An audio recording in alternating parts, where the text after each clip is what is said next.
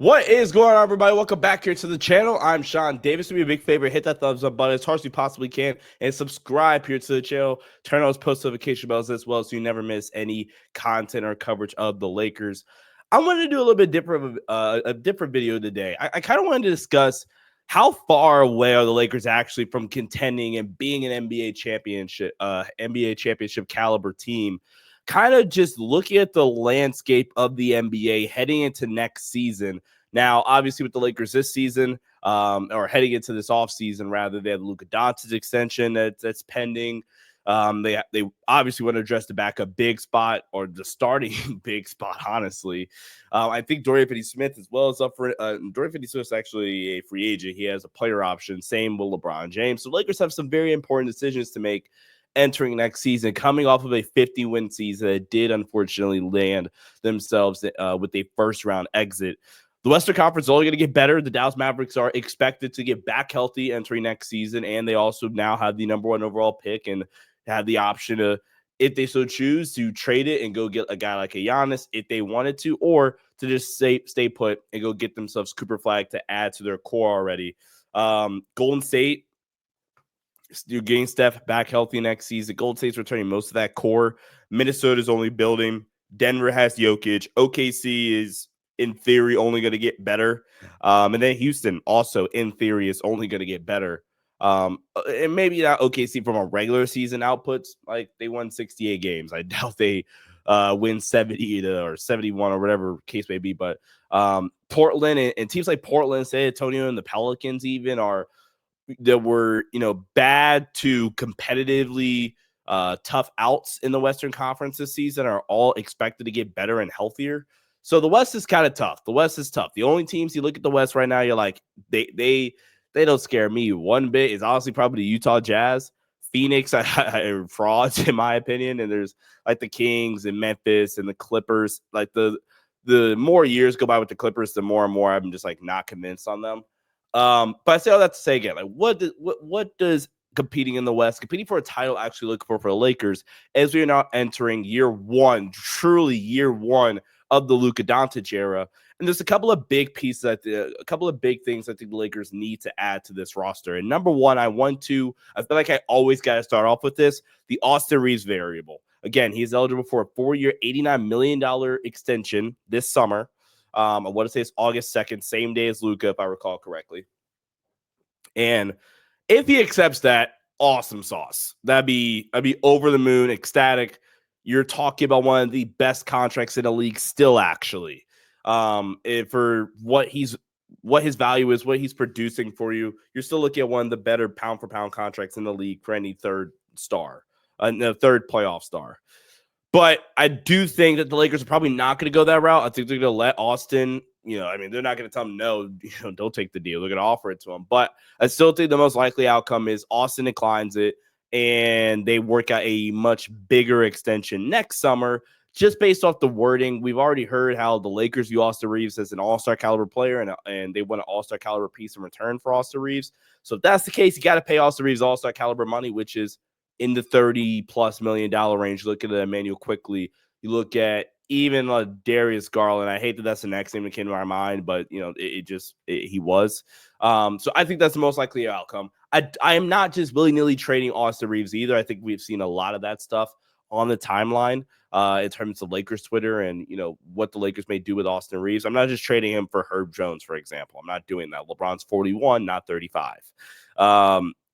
Now, the big situation is arguably the most important spot. I think the other important spot that could honestly be put for debate is and I don't know where you're going to get this from, and so I might just be spitballing and talking out of my behind, a two-way wing that can, and I actually don't even think this is unrealistic, a two-way wing or a 3-and-D wing that can make decisions off the catch. I thought Rui had a really good playoff run.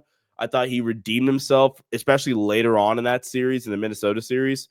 I thought he redeemed himself after what was a pretty, underwhelming playoff run last year. Rui in the playoffs this year, at the very least, in that series, 15, we're going to round up 15 points, 5 boards, shot 48% from 3. My biggest pet peeve about Rui Hachimura has always been, or one of my biggest pet peeves, so I can say it's always been because I've had some other gripes with Rui.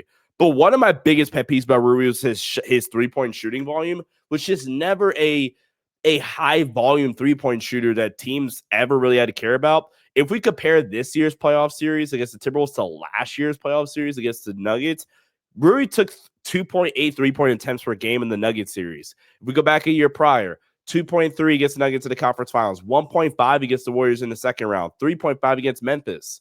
This year in the playoff series against the Timberwolves, Rui averaged 6 3-point attempts per game and shot 48.4%.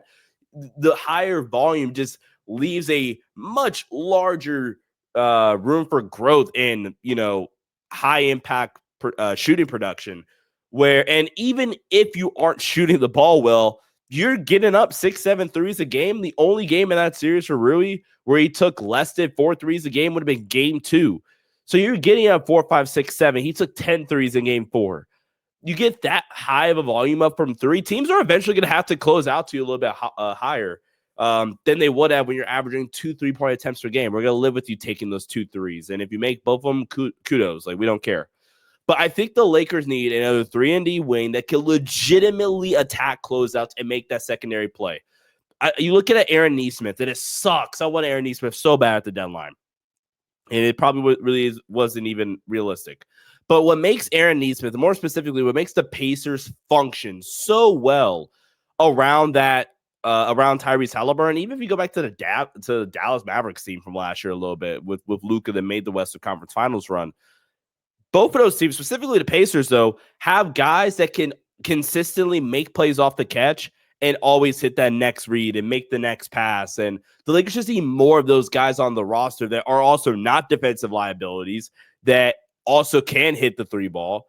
In the perfect world, have some ounce of athleticism, which is, by the way, going to the big spot really quickly. I am so cool on Brook Lopez. He just gets played off the floor. And you're just going to go back to the small ball 5 thing for 48 minutes that we already kind of don't want. I want a little bit more sustainability from my starting 5, man. And Brook Lopez is cool in a vacuum, but he's older, less athletic, less mobile than he already was. He already couldn't move worth anything. So I am just not the biggest fan of getting Brook Lopez. So addressing the big spot, I think another guard defender will be great at the point of attack. I think Gabe is nice, but Gabe is just a little bit undersized for what the Lakers are going to need from their point of attack options. So that's kind of what I'm looking for. If you can kind of hit home 2 of those 3, or in free agency draft or the trade market, that would be awesome. We're, again, really quickly going back, I think 3-and-D wing that can make plays off the catch, POA guard, and a legitimate big. So if we're putting a name to each of those, I don't have the wing name off the top of my head, but like, again, I think Gafford, Claxton might be a little bit more pricey in terms of assets you have to give up. Gafford's going to be a little bit more pricey in terms of long-term money you're going to have to attach to him because you're going to have to pay him. You already know what you're going to get from Nicholas Claxton's extension, excuse me. I mean, I guess Cam Johnson's the guy that kind of comes to mind if we're talking about 2A or 3-and-D wing. So I don't know. You guys let me know. I think the Lakers with Luka Doncic, Austin Reaves, LeBron James, I think they can realistically make this work. They just have to hit the ground running and have to really, really address those 3 needs in particular. JJ Redick, really quickly, as a coach, is only going to get better as well. I'm not worried about that. So thank you all so much for watching this video. Make sure you guys leave that like button and subscribe to the channel. Let me know in the comment section down below. How far do you think the Lakers are from potentially contending for a title? I don't think they're that far away. I think they can honestly even correct it this summer. So let me know what you guys think. As always, go Lake Show. Catch you guys in the next one. Peace out.